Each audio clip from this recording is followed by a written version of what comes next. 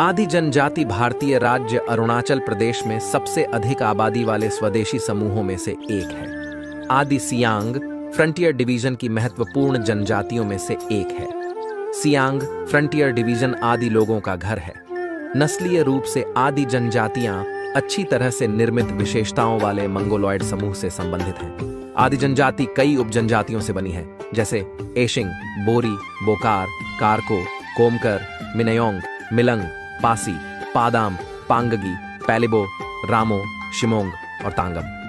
खुद को आदि के रूप में पहचानने वाले सभी जातीय समूह आबोटानी के वंशज माने जाते हैं। पुराना शब्द अबोर असमिया द्वारा दिया गया एक उपनाम है और इसका शाब्दिक अर्थ स्वतंत्र है। आदि का शाब्दिक अर्थ है पहाड़ी या पहाड़ की चोटी। आदि लोग पहाड़ी गांवों में रहते हैं। प्रत्येक पारंपरिक रूप से अपने आप को एक चयनित मुखिया के अधीन रखता है, जिसे गांव बुरा या गांव बुरा के नाम से जाना जाता है, जो ग्राम परिषद का संचालन करता है। केबांग एक प्रकार की बैठक है जहां सभी आवश्यक निर्णय लिए जाते हैं। केबांग गांव से संबंधित किसी भी विवाद या मुद्दे को सुलझाने के लिए पारंपरिक अदालत है। पुराने समय की काउंसिल्स में गांव के सभी बुजुर्ग शामिल होते थे और निर्णय मोशुप में तय किए जाते थे। मोशुप का अर्थ है गांव का सामुदायिक घर। आदि जनजाति के अलग अलग रीति रिवाज, बोली और जीवन शैली है। उनकी अर्थव्यवस्था मुख्य रूप से कृषि प्रधान है, जो मुख्य रूप से झूम और गीले चावल की खेती के इर्द गिर्द घूमती है। उनके मुख्य भोजन में चावल, मक्का, बाजरा और वन आधारित पारंपरिक खाद्य उत्पाद शामिल हैं। आदि समाज में दो प्रकार के शयनगृह हैं। लड़कों के लिए इसे मोशुप कहा जाता है और लड़कियों के लिए इसे राशेंग कहा जाता है। मोशुप अविवाहित लड़कों के लिए एक घर है जिसका निर्माण ग्रामीणों द्वारा किया जाता है। 10 वर्ष और उससे अधिक उम्र के बच्चे मोशुप के सदस्य बन सकते हैं। उनका मानना है कि इस प्रणाली से बच्चों में सहयोग, परस्पर सम्मान एवं भाईचारा की भावना विकसित होती है।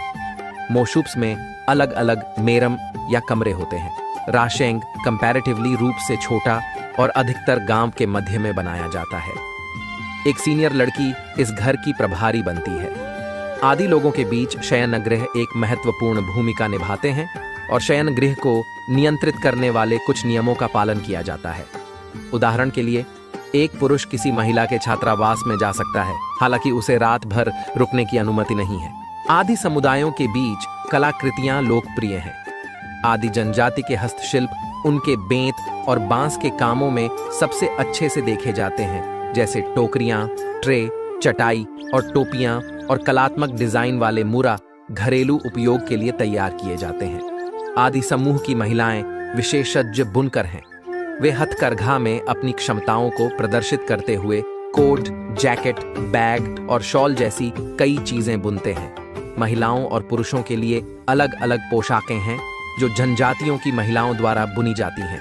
क्षेत्र के आधार पर बेंत, भालू और हिरण की खाल से बने हेलमेट कभी कभी पुरुषों द्वारा पहने जाते हैं। अविवाहित लड़कियां बियोप पहनती हैं, एक आभूषण जिसमें उनके पेटीकोट के नीचे 5 से 6 पीतल की प्लेटें लगी होती हैं। आदि लोग कई त्योहार मनाते हैं। विशेष रूप से उनके प्रमुख त्योहार आरान, डोंगिन, सोलुंग, पोड़ी बारबी और एटोर हैं। सोलुंग सितंबर के पहले सप्ताह में 5 दिन या उससे अधिक समय तक मनाया जाता है।